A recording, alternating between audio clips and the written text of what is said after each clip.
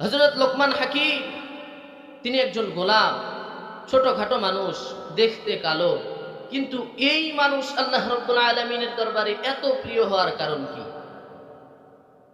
হযরত লোকমান হাকিম তিনি একজন গোলাম, তিনি তার মনিবের অধীনস্থ থেকে এক বাগানে চাকরি করেন, বাগান পর্যবেক্ষণ করে, দেখাশোনা করে, বাগানের যত্ন নেয়।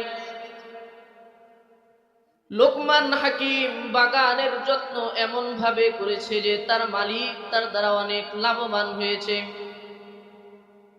অনেক লাভবান হওয়ার কারণে লোকমানের সাথে একদিন সাক্ষাতে আসবেন মালিক মনে মনে নিয়ত করে চলে আসলেন। বাগানে এসে ডাক দেয় লোকমান। লোকমান তাড়াতাড়ি দৌড়ায় আসে, বলে লাব্বাইক মালিক, আমি হাজির আছি।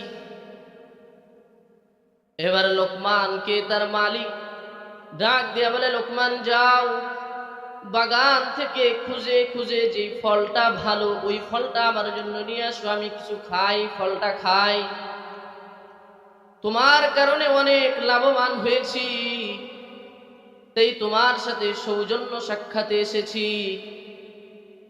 হযরত লোকমান বাগান ঘুরে ঘুরে ঘুরে ঘুরে দেখতে যে ফলটা সুন্দর, এ ধরনের বেশ কয়েকটা ফল নিয়ে সে মালিকের হাতে দেয়। লোকমানের দেওয়া ফলগুলো তার মালিক খায়।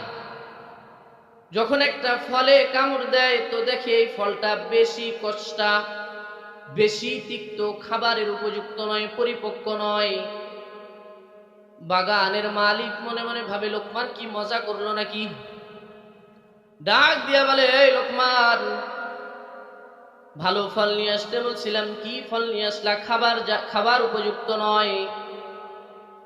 লোকমান ডাক দিয়া বলে, মালিক, দীর্ঘ কয়েক বছর হয়ে গেল আমি আপনার এই বাগানে চাকরি করি, বাগান দেখাশোনা করি, কিন্তু আল্লাহি, আল্লাহর কসম করে বলছি, একটা ফল এ পর্যন্ত আমি খায়া দেখি নাই যে ফলটার স্বাদ কেমন। এই জন্য বাগান ঘুরে ঘুরে যেটা দেখতে ভালো লাগছে ওইটাই আপনার জন্য নিয়ে আসছি। লোকমানের কথা শুনে বাগানের মালিক ডাক দিয়ে বলে, লোকমান, তোর মতো আমানতদার ব্যক্তির জায়গা তো বাগান নয়, তুই তো থাকবি শহরে আমার ক্যাশ বাক্সে, তোর মতো আমানতদার তো আমার ওইখানে দরকার।